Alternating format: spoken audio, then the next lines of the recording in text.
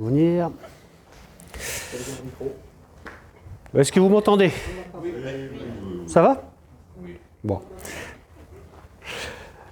Et bien c'est parti. Donc l'objet de cette mini-conférence, c'est donc de répondre à la question APN, donc appareil photo numérique, ou caméra astronomique. En général, quand on commence l'astrophotographie, on commence toujours par l'APN. Alors toujours parce que donc on a souvent donc un APN et parce que ça coûte moins cher entre guillemets qu'une caméra astronomique.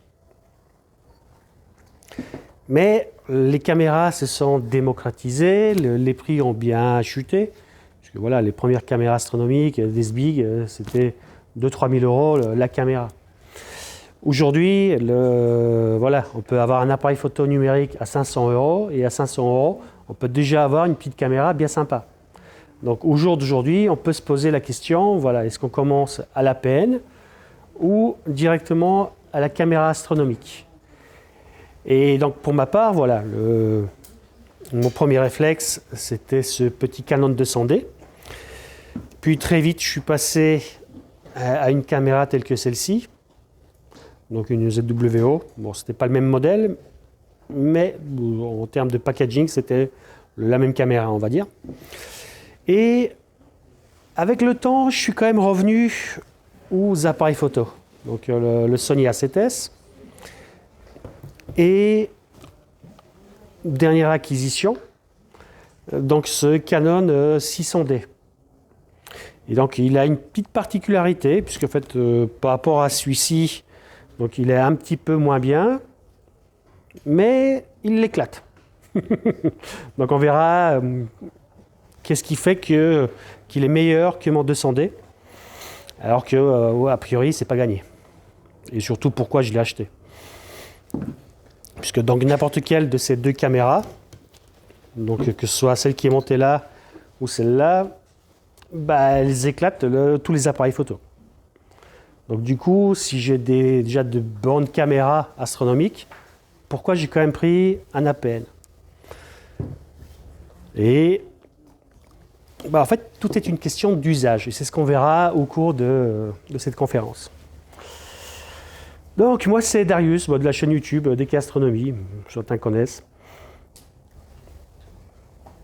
Alors, mes instruments, donc voilà, ici un petit échantillon.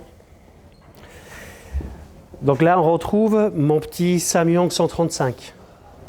On voit que ça n'a plus rien à voir avec ce avec quoi j'ai commencé. Et au début, il était monté là-dessus.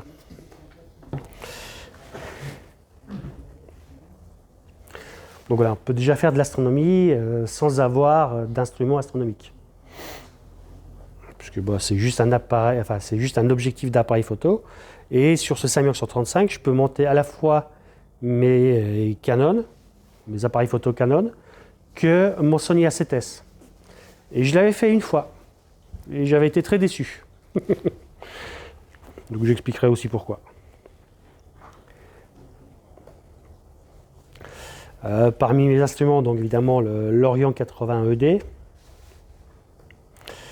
Un petit tube achromatique. Alors je l'ai pu, mais je le regrette. Donc évidemment, donc, les gens ils cherchent des doublés, des triplés, des quadruplés. Et aujourd'hui, on a même des instruments qui sont des quintuplés. Donc on a 3 lentilles à l'avant, 2 à l'arrière. Donc on a un champ bien compensé. Et en fait, même avec cet instrument, on peut faire déjà de belles images. Alors donc là, évidemment, là, l'image, on voit le défaut de ce genre d'instrument, c'est le chromatisme. Mais si j'aurais fait du SHO, j'aurais pu sortir une image bien meilleure que mon Orion 80 ED. Parce que donc justement, le problème, c'est que donc là, en faisant de la couleur, on prend en fait les 3 couleurs en même temps. Et comme elles ne focalisent pas au même endroit, du coup, sur le bleu, on a ces espèces de halos horribles sur les étoiles. Alors horrible, bon, c'est juste que ça fait pas joli, enfin, mais c'est quand même... Bon, ça dépend si on cherche le côté artistique ou le côté, voilà, d'avoir une belle photo telle qu'on l'entend aujourd'hui dans le monde de l'astrophoto. Mais quoi qu'il en soit, voilà, même avec des instruments qui ne sont pas, voilà, une simple lunette achromatique, on peut quand même sortir de belles choses. Mon petit C8, avec le Samyang, ça fait partie de mes 2 instruments préférés quasiment. Et donc en fait, celui-là, le Samyang permet d'aller chercher donc, des photos à grand champ. Et lui permet de faire du planétaire. Et pour aller à la chasse aux galaxies, c'est pas mal, parce qu'elles sont quand même petites. Et ça permet quand même d'avoir voilà, un peu de lumière. Et donc ça permet aussi de faire du ciel profond. En fait, si on met le bon réducteur, on peut avoir la focale qu'on veut. Et c'est un instrument assez polyvalent. J'ai aussi un Stargate. Je ne l'ai pas amené parce que vu la météo, ça n'allait pas servir à grand chose. Et lui, c'est un peu une erreur de casting. Mais on peut faire de l'astrophoto avec. Mais bon, évidemment, quand on prend un Dobson, c'est avant tout pour faire du visuel. Mais bon, pour exploiter ce genre d'instrument, il faut un bon ciel et un jardin. Moi, j'habite en ville au 10e étage. Donc, bon, si on a un abonnement chez le kiné, ça peut être le bon instrument. Allez, un peu d'histoire. Donc, la photographie, ça ne date pas d'hier. Ça a commencé en 1827 avec Nicéphore Niepce. Donc voilà, il est devenu photographe parce qu'il a inventé la photographie. Et à la base, donc, il voulait illustrer dans les journaux, il faisait des articles et il voulait faire de l'illustration. Et donc c'est comme ça que la photographie est née à Chalon-sur-Saône, en Bourgogne. Un peu plus tard, donc en 1887, il y a déjà des gens qui arrivaient à faire ça. Donc la galaxie d'Andromède. Il y a plus d'un siècle. Il y a plus de 135 ans.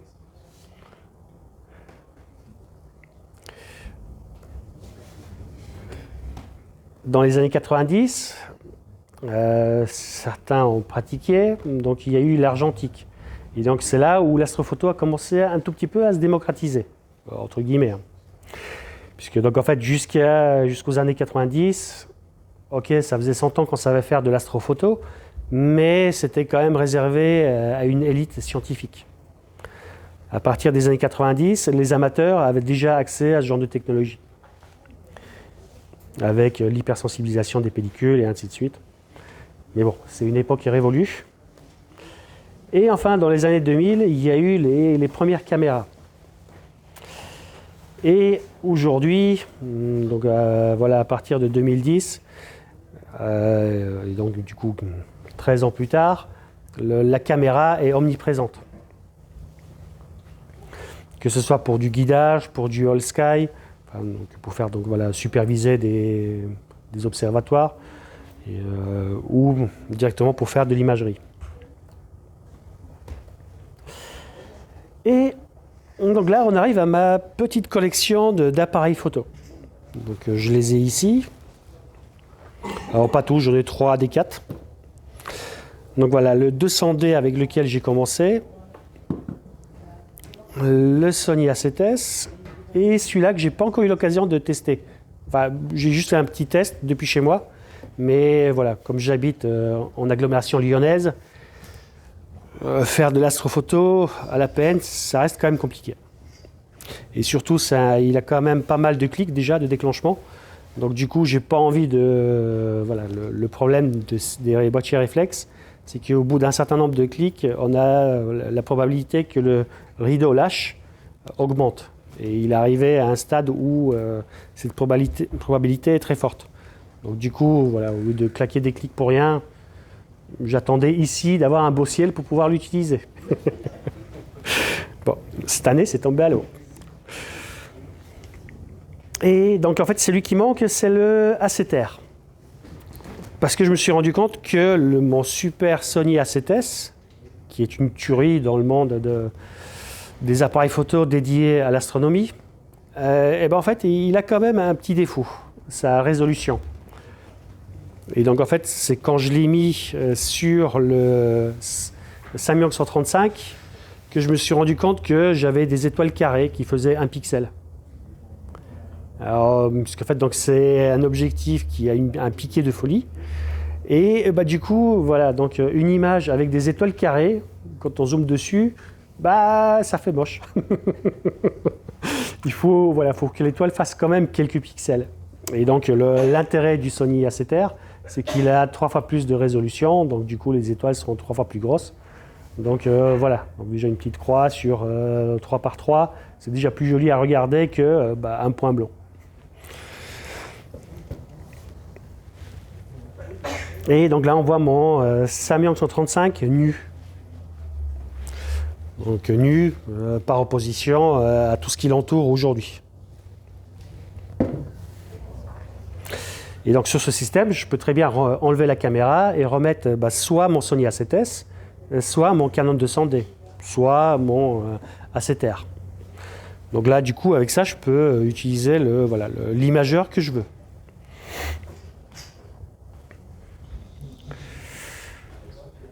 Alors voilà, donc ça, c'est 2 photos qui ont été faites à Saint-Véran avec le Canon 200D. Donc là, bon, j'avais 6 mois d'astronomie dans les dents, donc bon. Et les photos, elles sont ce qu'elles sont, mais on voit tout de suite un petit défaut. La Voie lactée, elle est blanche.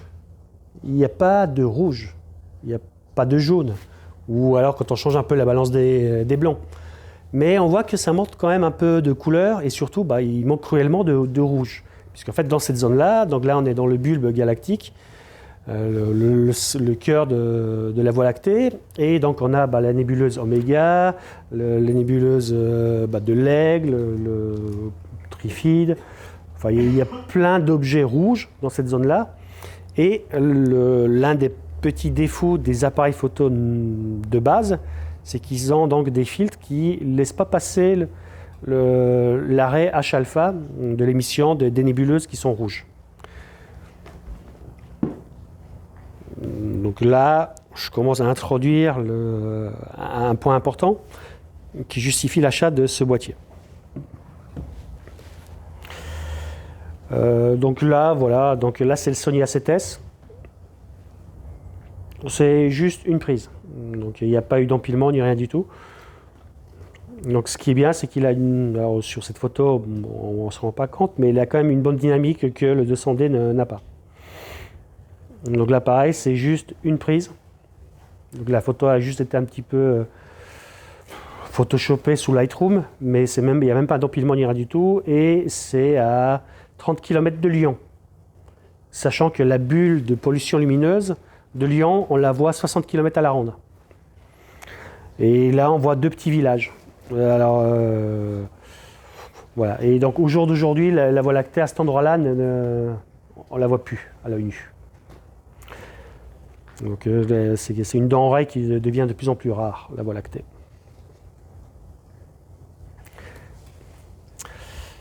Là, voilà, donc on voit la Lune prise à 50 mm. Enfin, voilà. 50 mm, c'est l'objectif le plus couramment fourni en kit avec les appareils photo. Donc là, on voit que la Lune, elle n'est pas très impressionnante.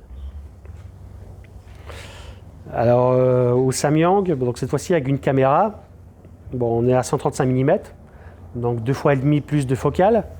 Et pourtant, là, la Lune, elle rend quand même beaucoup mieux.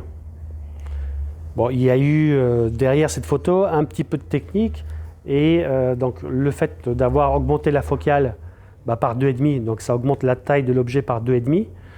Après, donc l'autre photo est en 20 mégapixels, là on est sur une photo Full HD, donc on a croppé, on a réduit l'image, donc du coup ça a encore rapproché l'objet.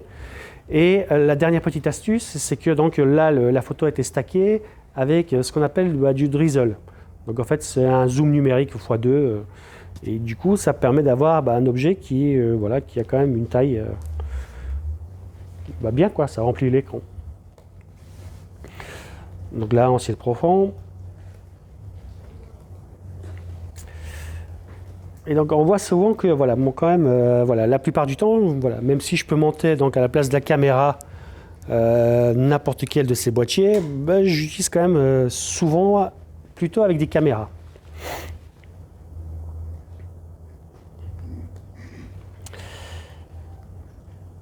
Donc là, on change un peu de focale. Donc en allongeant la focale, du coup on s'approche beaucoup plus près des objets. Donc du coup ils remplissent beaucoup mieux le champ. Et donc là, sur cette nébuleuse de la Rosette, donc une cible d'hiver, on voit quand même qu'il y a beaucoup de rouge. Donc ça a été fait voilà, donc avec une caméra couleur astronomique. Et avec l'appareil photo, obtenir la même image, donc avec un appareil photo de base, tel que ce 200D, ça aurait été drôlement compliqué. Alors qu'avec la caméra, ça se fait tout seul. Donc là, on voit la Lune, on voit déjà qu'elle commence à grossir un peu, ce qui est normal avec la focale. En termes de résolution, la caméra que j'avais mis au bout avait les mêmes tailles de photosite.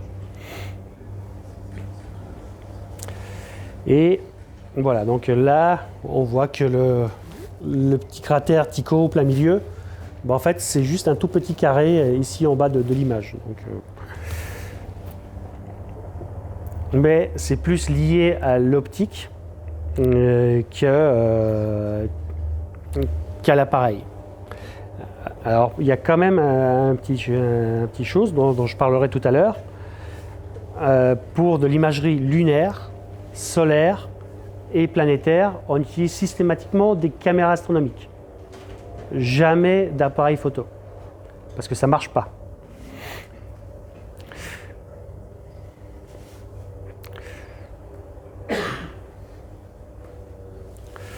Et puis donc le Stargate, donc du coup dessus, on peut faire soit du visuel, soit monter dessus une caméra astronomique et faire des photos comme ça.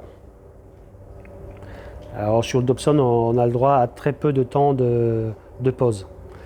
Donc du coup, ça fait des photos, voilà, là ça manque de signal. Et là, justement, il y a un exemple de ce qu'il ne faut pas faire. Donc là, j'ai mis un appareil photo, ce qui est très bien, et on voit Jupiter. Donc là, évidemment, en live view, on peut se rapprocher, donc on peut faire un zoom x10. Mais donc en fait, on voit des choses, on voit donc les bandes, on voit un petit peu la tache rouge, mais on ne sortira jamais de belles photos de cette manière-là. Parce que donc l'appareil photo a deux défauts. Pour faire de l'imagerie planétaire, solaire ou lunaire, on ne fait pas des photos, mais on fait des vidéos. Et donc l'appareil photo va compresser ces vidéos. Donc en compressant ces vidéos, on perd en qualité.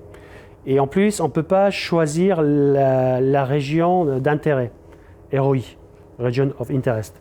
Donc sur toutes les caméras astronomiques, enfin du moins celles qui sont pas trop mal, on peut choisir sur un grand capteur la zone qui nous intéresse. Ce qui permet d'augmenter les débits de transfert, puisque plus les images sont petites, moins ça met de temps à transférer. On peut les avoir donc évidemment au format brut, donc en ayant toute l'information. Et ainsi de suite. Et ça, avec les appareils photo, on ne peut pas faire. Donc c'est une de leurs limitations.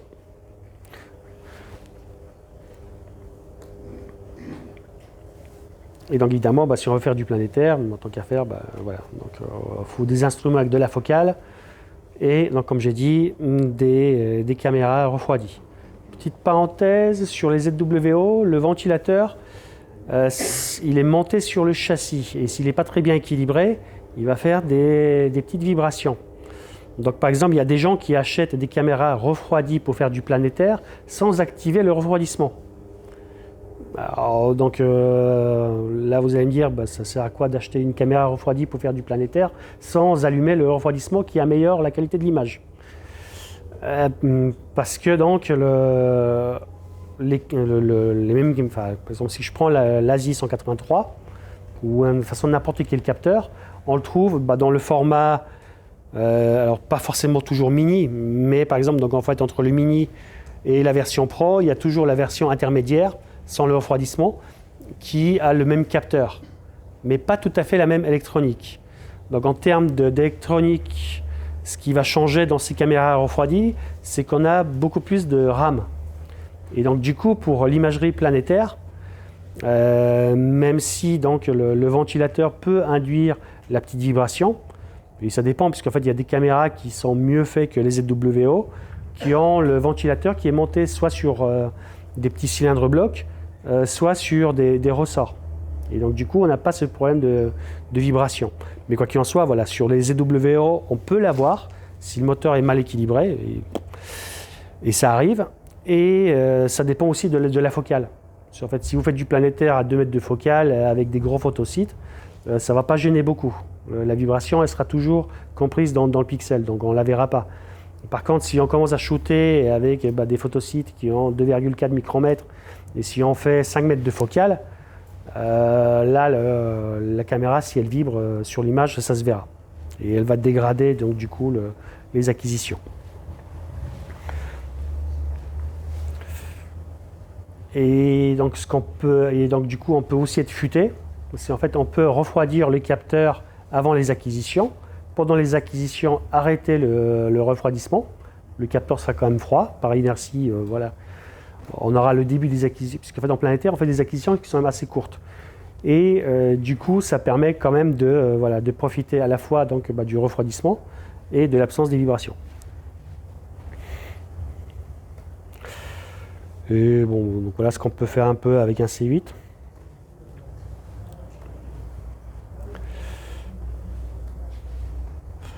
Alors en imagerie planétaire, voilà, donc c'est à peu près ce que j'ai réussi à sortir. Alors à l'époque où j'avais fait ces images, je ne connaissais pas encore la dérotation. Je savais que ça existait, mais je ne la maîtrisais pas. Donc là, c'est juste des photos empilées, stackées et pour se traiter.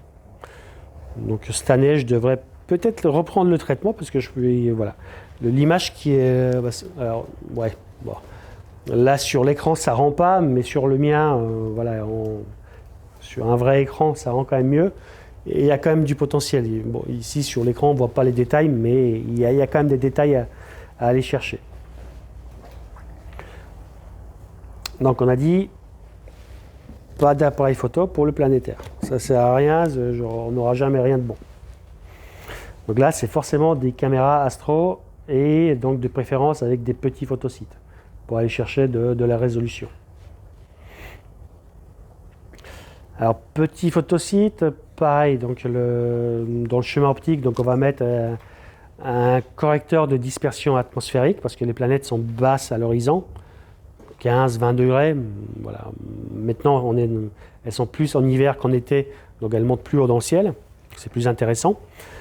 Mais quoi qu'il en soit, voilà, donc plus on est bas à l'horizon, plus on a des problèmes de dispersion atmosphérique. Donc l'atmosphère va se comporter comme un prisme.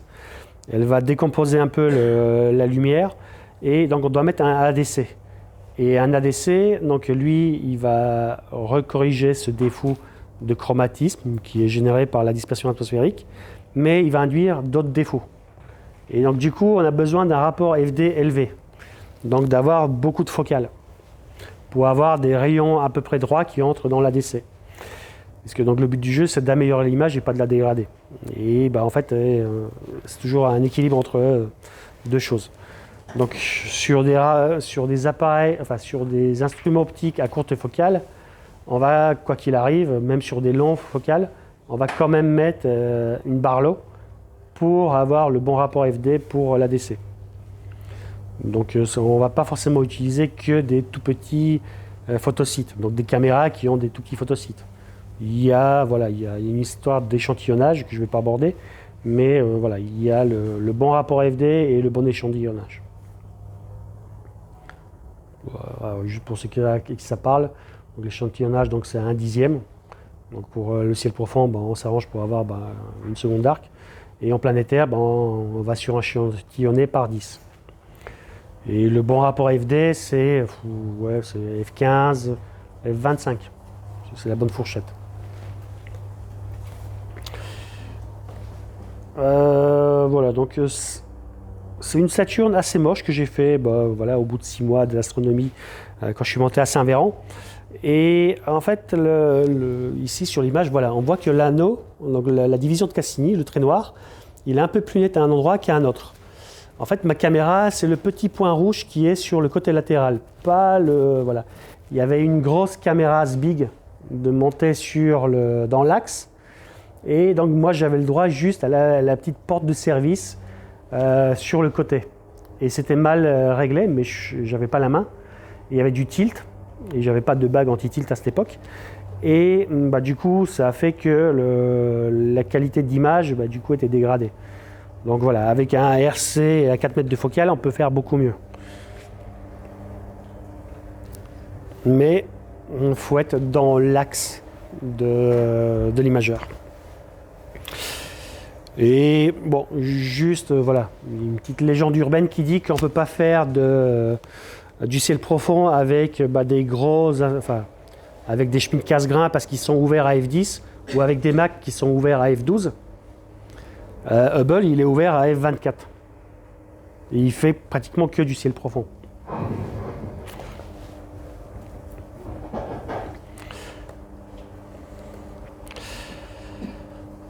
Donc voilà, donc quel que soit le domaine, on peut utiliser. Tu mets ça dans ta poche, Oui. tu accroches ça. Et on va régler parce que je crains qu'avec toutes ces machines, Oui, les sons. pas de souci. Tu souffles pour C'est bon, on entend. Hop, parfait. Très bien, là on entend beaucoup mieux. Donc voilà, en règle générale, on va plutôt utiliser la peine pour de la courte focale. Et on va plutôt utiliser les caméras plutôt pour des grandes longueurs focales. Je caricature. Mais voilà, on fera jamais. Enfin voilà, si on veut chercher des petites nébuleuses planétaires ou des planètes ou faire du lunaire du Soleil, on n'utilisera jamais d'APN. On utilisera systématiquement justement les caméras astronomiques. Et par contre, il y a quand même des domaines où on va plutôt utiliser les appareils photo. Typiquement pour faire des time-lapse, du nightscape, donc des paysages nocturnes. Là, c'est vraiment des domaines où les appareils photo excellent. Alors l'appareil photo, donc déjà il faut bien le choisir. Je regarde quand même le ton. Il faut que j'accélère un petit peu. Les bridges, on va éviter. Réflexe, pourquoi pas, si on en a un. Mais si on peut, autant passer aujourd'hui directement à l'hybride. L'hybride, c'est on peut désactiver le rideau. Donc déjà, c'est plus silencieux. C'est parfait pour les time-lapse. Et voilà, les hybrides vont remplacer les réflexes. C'est une technologie vieillissante et moribonde. Quoi qu'on en dise. Aujourd'hui, on peut faire la Voie lactée avec un smartphone. Donc l'avenir des réflexes est sérieusement compromis. Et c'est justement un de leurs atouts. Comme ils n'ont plus d'avenir, plus personne n'en veut, et on les trouve à des très bons prix. Donc ça, c'est la raison principale pourquoi se tourner encore aujourd'hui vers les APN. Il y a une deuxième raison, on va y venir plus tard, mais ils ont quand même encore un petit atout. Et donc évidemment, l'APN, on peut, voilà, donc on l'a vu, monter sur un Dobson, sur n'importe quel instrument astronomique, donc sur une monture GoTo, ou même sur un trépied fixe, on peut déjà faire pas mal de choses. Et surtout des timelapses. Parce que donc une image c'est bien, mais une image qui bouge c'est beaucoup mieux. Donc tout à l'heure on a vu des photos faites avec une caméra astronomique. Donc là on voit par exemple deux exemples avec des objectifs kit, donc à 55 mm et à 250 mm. C'est typiquement l'objectif zoom qui était fourni avec mon Canon 200D. Et là on voit une photo sur un C8 équipé d'un réducteur de focale. Donc là, la photo, la Lune, elle peut remplir tout le champ. Mais on voit bien quand même que le piqué de l'image, il n'est pas fabuleux. Parce que donc en fait, c'était juste une image. Alors évidemment, j'aurais pu en prendre une dizaine ou une trentaine et de les traiter comme on fait avec les vidéos. En fait, j'aurais pu les stacker et avoir un bon piqué. Mais en imagerie planétaire, on ne se contente pas de 10, 20 ou 100 poses. En imagerie planétaire ou lunaire ou solaire, on va faire à minima, en dessous de 2000 images, on ne va pas faire de planétaire. Le planétaire, voilà, le but du jeu, c'est d'accumuler, grosso modo, entre 2000 et 10 000 images pour pouvoir trier en fonction de la qualité du signe une petite moitié. Et après, donc à partir de ces milliers d'images restantes, c'est là où on va sortir une belle photo stackée. Donc un appareil photo numérique d'entrée de gamme, celui-là, c'est 50 000 déclenchements. Et après, le rideau peut lâcher. Alors il peut aller jusqu'à 100 000, si on a de la chance. Mais on comprend très vite que voilà, ce réflexe-là, pour faire du time-lapse, un time-lapse, c'est minimum 1000 prises par vidéo de 20 secondes. Donc ça fait, voilà. Donc là, c'est un boîtier à 500 €. On comprend tout de suite qu'on va pouvoir faire, ou mieux, enfin, dans le pire des cas, 50 time-lapse. Ça fait cher le time-lapse. D'où l'intérêt par exemple, de ces Sony A7S, qui est excellent en time-lapse. Parce que donc là, je peux désactiver le rideau mécanique et l'obturateur électronique, lui, il ne souffre pas. Donc là, du time-lapse, on peut en faire avec celui-là. Bon, et puis de base, il est prévu pour 150 000 déclenchements. Alors 150 000 déclenchements ou 50 000 déclenchements, c'est la théorie. Il peut très bien claquer au bout de 10 000, comme au bout de 200 000. C'est la loterie.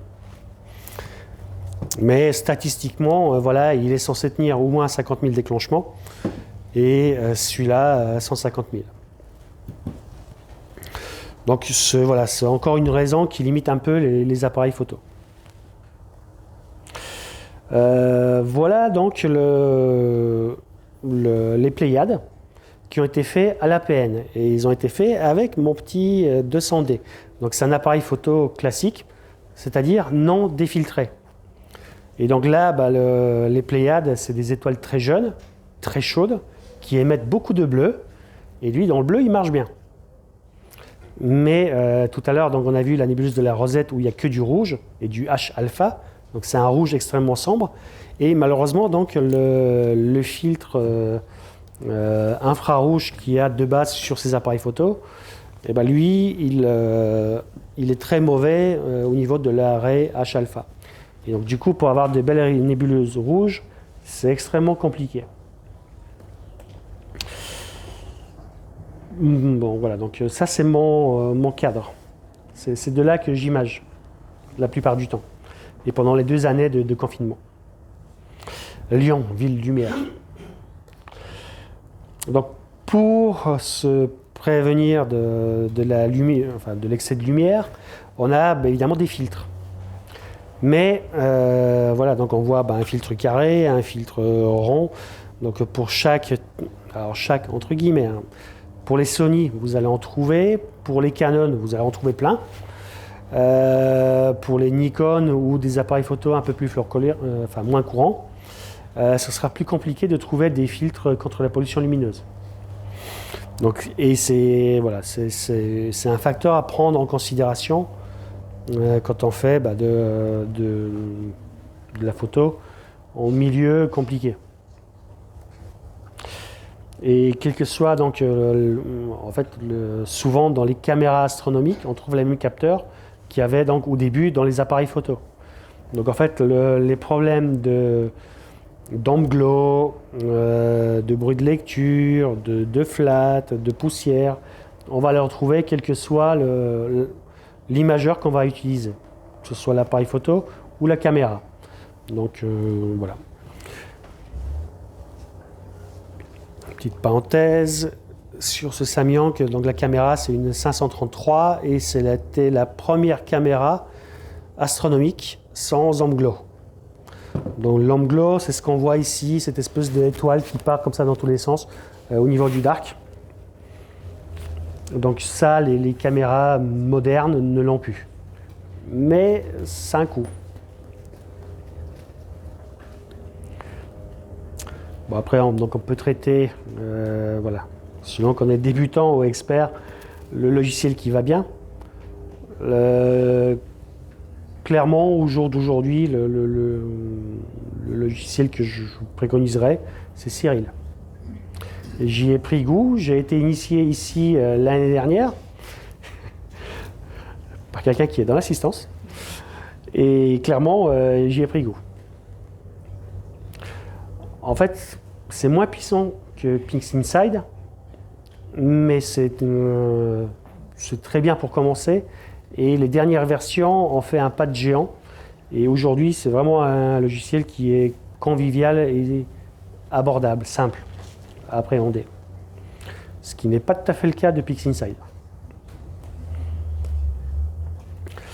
Et donc évidemment, une fois qu'on a fait le traitement, on va faire le post-traitement. Donc là encore, il y a d'autres logiciels. Donc là, on a parlé un petit peu des caméras. Et bon, ici, voilà. Il y a le défiltrage partiel et le défiltrage total.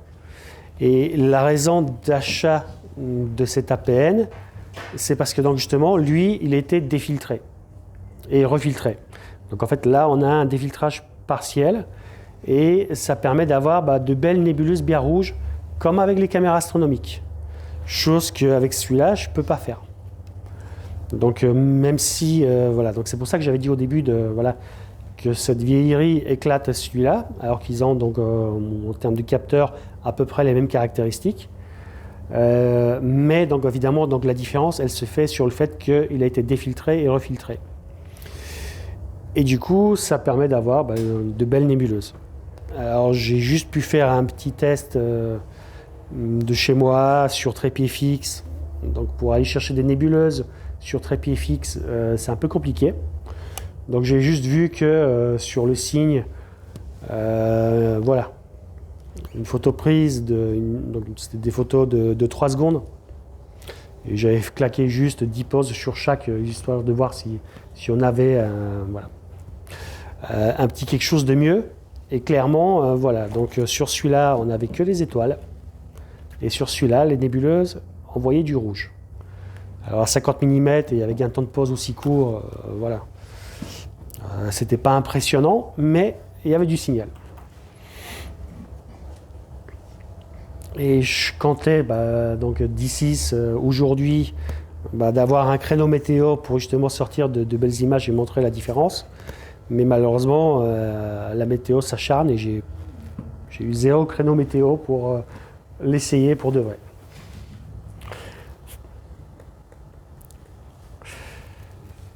Alors là, voilà, donc les caméras astronomiques, bon, on en a pour tous les buts, toutes les résolutions qu'on veut. Voilà, il y a l'embarras de choix. Elles ont tout plein de caractéristiques super intéressantes. Mais bon, au final, c'est des capteurs qui sont hérités du monde des caméras réflexes. Donc du coup, on va retrouver à peu près les mêmes caractéristiques. Par contre, voilà, donc le fameux Anglo et donc la 533 qui ne l'a plus. Et donc juste un petit détail, voilà. Donc aujourd'hui, donc pourquoi avoir acheté le Sony A7S? Bon, il est S pour sensibilité, donc il est super sensible. Et c'est surtout un plein format. Donc ça permet de faire beaucoup plus de choses en une fois, sans faire de mosaïque, que si par exemple j'utilisais cette caméra-là. Donc là, c'est une 290 mm avec un capteur Full HD. Donc Full HD, et donc le capteur, il est vraiment rikiki. Donc si par exemple je voulais faire les dentelles du cygne, outre le fait qu'il faudra faire la couche luminance, et puis du rouge, vert, bleu, en plus il aurait fallu faire une mosaïque de 20 ou 30 images. Alors que quand j'ai collé mon Sony A7S sur mon Samyang 135, et là j'avais toutes les dentelles dans le champ. J'avais pas la grande dentelle et la petite dentelle et le triangle de dithering, j'avais tout en une fois. Donc voilà, les nuits sont de plus en plus rares, pas des nuits étoilées, sans nuages. Et bah, du coup, si on peut faire... Enfin, donc là, on va sortir une image en 12 mégapixels. Et donc après, on peut s'amuser à la redécouper. Donc on a une image voilà, de grand champ. Et après, on peut récupérer bah, le triangle de dithering, la petite dentelle, la grande dentelle. Voilà, on peut faire plein d'images à partir d'une seule image. C'est ce que je fais d'ailleurs même avec la caméra qui est là. Donc là, déjà, c'est un petit capteur de 9 mégapixels. Mais ce n'est pas un plein format. Et donc, du coup, dans la Voie lactée, bah, par exemple, le signe, il faut faire beaucoup plus de mosaïque qu'avec ce Sony A7S. Et c'est ça. Donc aujourd'hui, donc évidemment, bah, tu n'as qu'à t'acheter une 2600 qui est un capteur plein format. Et puis, bah, voilà, on pourra faire exactement la même chose qu'avec ce Sony A7S, en ayant en plus bah, un capteur refroidi et ne pas avoir le filtre qui bloque la couleur rouge. Sauf que donc l'Asie 2600, bah, elle coûte à peu près 2600 €. C'est APS-C, Ah bah en plus. Donc voilà, donc en plus on n'a même pas un plein format, on a un APS-C comme le 200D. Bon, très bonne remarque là-bas. Et donc, mais il y a quand même des caméras 6200, voilà. Alors donc évidemment, donc voilà, donc on peut avoir un plein format chez ZWO sur caméra astronomique, mais ça coûte un prix astronomique. Alors que donc un plein format, alors donc si je prends un 6D, un Canon 6D, lui il doit avoir un capteur plein format. Je ne me trompe pas. Voilà. Donc on a un capteur plein format qui est super sensible parce qu'il a des gros photosites. Et aujourd'hui, on peut le trouver à 500 € d'occasion, si on prend le Mark I. En cherchant bien, on peut trouver. Donc en fait, voilà, c'est ça la puissance des appareils photo d'aujourd'hui, c'est qu'ils coûtent de moins en moins cher. Un 6D Mark I, bah, aujourd'hui, ça se vend une misère parce qu'on est rendu au Mark IV. Le Canon 5D, on est rendu à la version 5.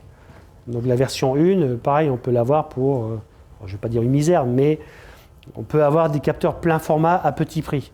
Et pour peu, quand on les défiltre, ou pour peu qu'on tombe sur un qui est défiltré, et bah, du coup, on a presque tout le meilleur des caméras, mais à un prix 5 fois plus petit. Alors il y a quand même un avantage des caméras astronomiques, c'est le refroidissement. Mais même pour ça, il existe par exemple des caissons où on peut refroidir plus ou moins et réguler un appareil photo. Mais bon, donc, avoir une grosse boîte, ça va déséquilibrer la lunette et tout ça. Mais donc voilà, la raison pour laquelle on peut encore aujourd'hui utiliser les appareils photo numériques, c'est parce qu'on peut avoir des grands capteurs qui permettent d'imager un grand bout de ciel à moindre frais. Et à contrario, si on n'a pas de contrainte de budget, bah là, on a tout intérêt à aller chercher les caméras astronomiques parce qu'elles sont faites pour. On n'est pas embêté par... voilà, on peut même shooter dans l'infrarouge. Alors avec les appareils photo tels que celui-là aussi, puisqu'en fait, on peut faire du full spectrum. Donc en fait, enlever le filtre et mettre le filtre devant la caméra qu'on veut. Mais voilà. Donc au jour d'aujourd'hui, si j'ai quand même pris donc, cet appareil photo-là, c'est parce que je l'ai eu pour une bouche, enfin, pas dire une bouche de pain, mais il est en fin de vie, hein, donc voilà. Mais ça permettra quand même de faire des photos sympas. Et donc derrière chaque photo, je pourrais faire plein d'autres photos. Donc ça permet d'optimiser les nuits. Alors que donc au jour d'aujourd'hui, bah, si je voulais avoir donc la même image en prenant une caméra astronomique, bah, je devrais sortir un gros billet pour avoir le capteur qui va bien. Donc c'est ça la vraie raison. Et donc là, bon, il y a quelques illustrations de photos. Voilà, donc ça, à l'APN, ça marche. Là, les galaxies, elles émettent dans tout le spectre. On a toutes les couleurs. Les noyaux, en général, sont vieux et donc plutôt jaunâtres. Et les bras, en général, sont plutôt bleutés parce que à l'extérieur de la galaxie, on trouve des étoiles plus jeunes. La nébuleuse California, là, c'est que du rouge. Donc, si on a un appareil photo qui n'est pas défiltré, bah, on oublie. Ce sera très compliqué de la prendre en photo. Alors que donc justement avec celui-là qui a été défiltré et refiltré, partiel, on pourra quand même sortir ce genre de photos. Et donc là pareil, si on a une petite focale, bah, l'appareil photo, bah, on aura voilà, des extensions qu'on ne voit même pas sur cette photo.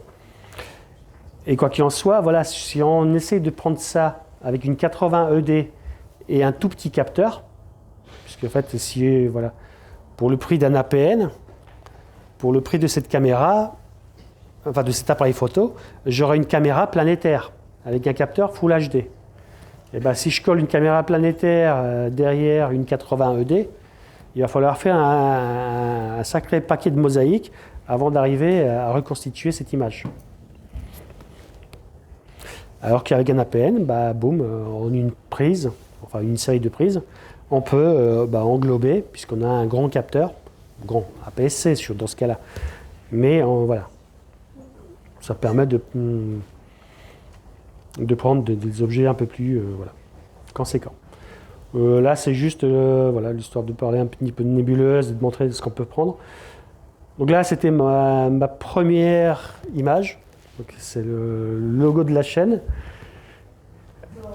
Ça a été fait avec un Newton 200 par 1000, 200 de diamètre, 1000 mm de focale et cet appareil photo. Un peu plus tard dans l'année, bon voilà, j'ai appris à décramer le cœur.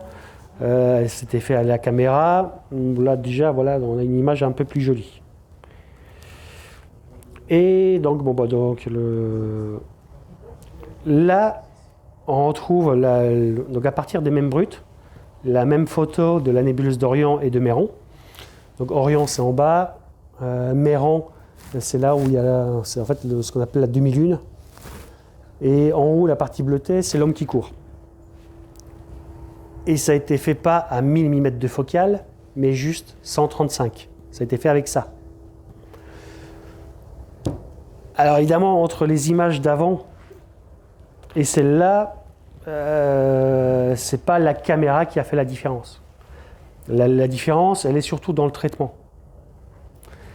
Mais il n'empêche que, voilà, avec le Sony A7S, qui a des photosites énormes de 12 microns, voilà, il aurait bien fallu avoir donc un 200 par 1000 pour arriver à sortir une image comme ça. Alors que donc le Cymox 35 avec une caméra qui a des petits photosites, du coup, ça permet de sortir la même photo avec la même qualité de détail, tout en ayant un instrument beaucoup plus compact. Mais bon, voilà, donc je l'aurais fait à l'appareil photo ou à la caméra, j'aurais pu avoir les mêmes résultats. Juste pour la petite histoire, donc la photo sans étoile, la Starless. Donc c'était ma toute première Starless que j'ai fait cette année.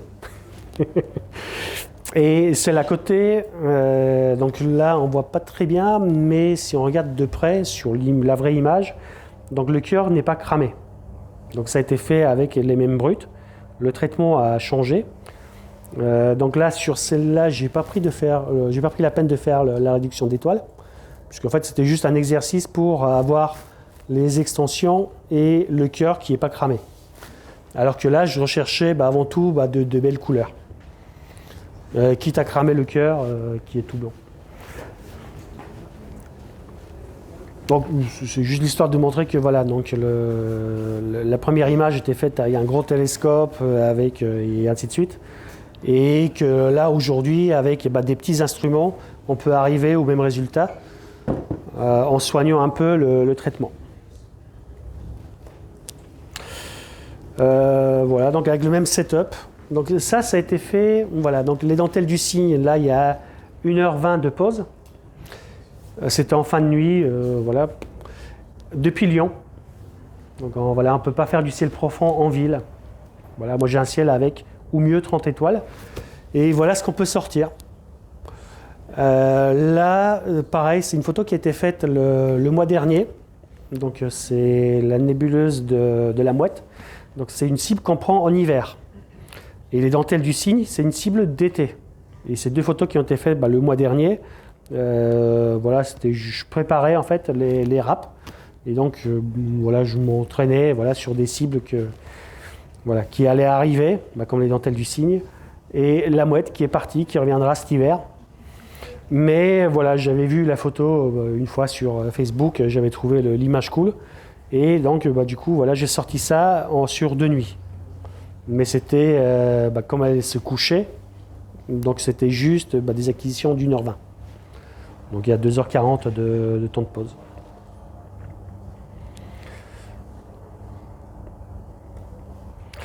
Donc voilà mon ciel. Et donc tout à l'heure, donc on avait vu on peut trouver des filtres adéquats pour les APN, mais si on regarde dans le monde des caméras, là par contre c'est une myriade de filtres. On a l'embarras de choix. Il y a des filtres à tous les prix et à tous les usages. Donc c'est une des raisons pour lesquelles vous préférez les caméras. Parce qu'on peut choisir la bande de lumière qui nous intéresse. Sur les APN, on est un peu plus limité. Si on utilise les filtres dédiés aux APN. Mais rien n'empêche si on prend par exemple un instrument astronomique, du coup on va mettre sur l'appareil photo un adaptateur EOS vers T2. Du T2 on va mettre la bague qui va bien et au bout de la bague on pourra visser un filtre qui est fait pour le monde astro, pour les caméras astro. Donc c'est un fou problème. Donc voilà, si j'ai un conseil à vous donner, n'achetez pas les petits filtres qui se clipsent dans l'appareil photo, mais c'est incontournable si on veut utiliser un objectif d'appareil photo avec un appareil photo pour faire de l'astrophoto. Mais à partir du moment où on met un appareil photo sur une lunette ou un télescope, là on a tout intérêt à passer par des vrais filtres astronomiques.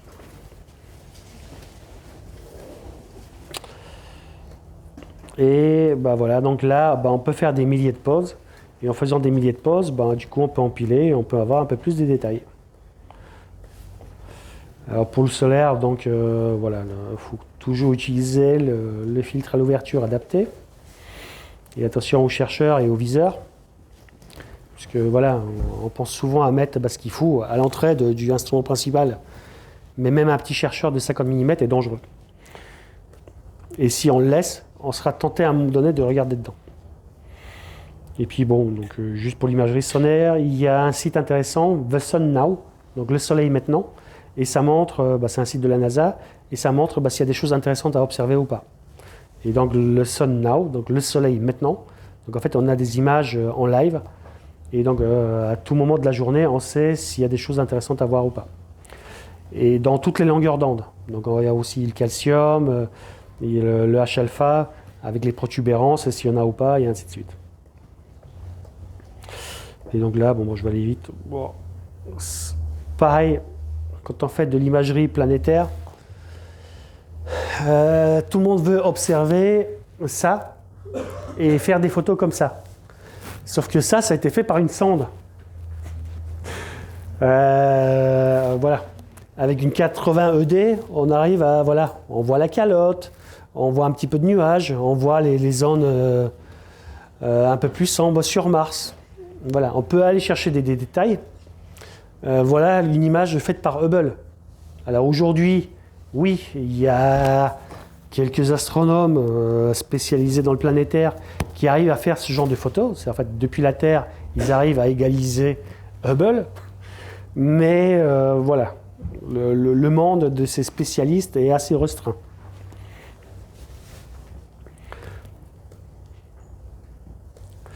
Et donc l'astrophoto, voilà, c'est pas que des planètes, pas que des nébuleuses, pas que des galaxies. Il y a tout plein d'autres choses.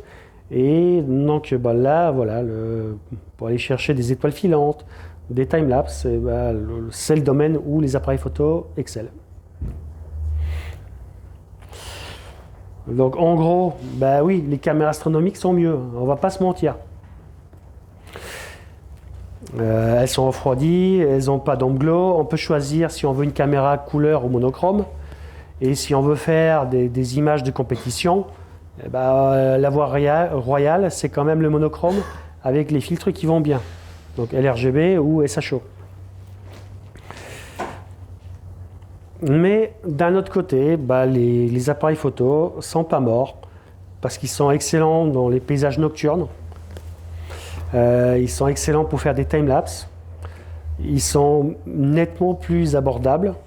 Des Canon 1000D défiltrés, il y en a tout plein sur le bon coin. Et voilà, pour débuter, à moindre coût, c'est ce qu'il y a de quand même mieux. Et donc en termes d'abord, de ressources, de taille de capteur, voilà. Si on veut de l'APS-C ou du plein format, voilà. Il y a quand même un rapport de 5 entre un appareil photo et une caméra astro. Et c'est un peu moins vrai, mais dans les appareils photo, comme ils voulaient essayer de suivre la folie des mégapixels générés par les appareils photo sur smartphone, du coup, donc, on a de plus en plus d'appareils photo qui ont de la très haute résolution, chose qu'on n'a pas tout à fait encore dans les caméras astro.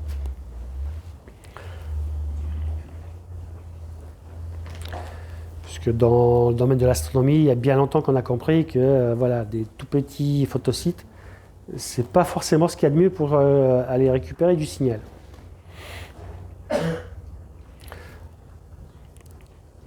Et voilà, il reste un peu de temps. Est-ce que vous avez très peu de temps, mais bon, voilà. Oui. Oui. Comment vous faites la mise au point? Très bien, excellente question. Alors, on a plusieurs possibilités. Donc, il y a soit un masque de Bahtinov, c'est ce que j'ai toujours utilisé, jusqu'à ce jour où j'ai équipé mon Samyang d'un focuseur automatique. Et donc, lui, il se débrouille tout seul. Il n'a plus besoin de ça, parce que donc, du coup, il va régler la mise au point à différents réglages, et donc ça va faire une espèce de courbe en V, et quand les étoiles sont les plus petites, c'est là où on a le meilleur piquet, donc c'est là où la mise au point est faite. Petite parenthèse, voilà une petite dédicace à Mastro26 qui fabrique ses produits sur le Bon Coin, qui les vend sur le Bon Coin. Donc ça m'a été offert, et donc la mienne est customisée puisque c'est écrit Darius dessus. Et la petite parenthèse, c'est que sur ces produits, si on regarde, le maillage est extrêmement fin. En fait, ce qu'il faut savoir, c'est que plus la focale est courte, plus il faut que les rayures soient serrées pour qu'on arrive à faire des aigrettes sur des étoiles raisonnables. En fait, si je mettais un masque classique pour une 80 ED sur mon Samyang, je pourrais l'adapter. Mais je pourrais faire la mise au point que sur Vega ou Antares. Que sur des étoiles vraiment brillantes. Alors qu'avec ce masque-là, j'arrive à faire la mise au point sur des étoiles qui ne sont pas très flashy, pas très lumineuses. Donc voilà. Donc plus la focale est courte, plus le maillage doit être serré. La mise au point, en APN par exemple, vous faites une photo. Oui. Ensuite, vous regardez ce que ça donne, et après, vous faites une deuxième photo quand c'est un peu flou. C'est ça. Alors voilà, c'est comme ça que ça se passe si on fait ça avec l'ASIR et qu'on n'a pas de focuseur. C'est le seul moyen d'arriver à faire une mise au point. Après, sur les appareils photo, au jour d'aujourd'hui, ce qui est beaucoup plus efficace, c'est d'utiliser le Live View. Oui, mais pas sur les vieux de Canon, il n'y a pas de Live View dessus. Alors ça dépend ce qu'on appelle par vieux. Mon 200D qui est sorti il y a 5 ans, il est considéré comme vieux et il a la vieux. 350D par exemple, il n'y a pas. D'accord. Voilà. Donc là, effectivement, oui, il faut prendre des photos, regarder la photo et voilà. Bon, pour compléter un petit peu la question, comment avec le masque de Bahtinov, vous avez une aigrette qui se balade de droite à gauche? Oui, c'est ça. Comment vous appréciez qu'elle est au milieu, puisque c'est au milieu la mise au point? En zoomant sur l'image. Ouais, Ils n'ont pas enfin quelque chose qui nous a mesuré. Alors, mesurer, non. Mais par contre, voilà. Donc ça, c'est un masque de Bahtinov standard. Donc en fait, là, il y aura 3 aigrettes. Après, il existe des masques de Bahtinov avec... En fait, donc là, on a des traits droits et un en V. Il existe le même avec des en V en haut et en bas, mais pas le même V. Et donc, au lieu d'avoir une seule ligne qui se balade, en fait, au lieu d'avoir une aigrette à 3 branches, on a une aigrette à 4 branches. Et donc, du coup, ça permet de recouper l'espace entre les deux par 2 et d'avoir beaucoup plus de précision. Donc, mon vrai masque de Bahtinov que j'avais avant pour mon Simon 135 était justement avec le W, donc un V en haut et un V en bas, avec un angle différent. Et effectivement, ça permettait d'apprécier la mise au point beaucoup plus précisément.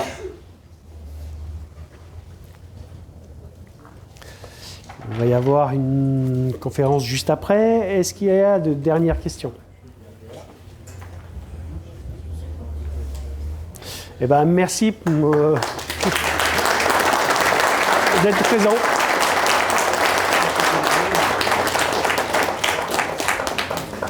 Hop.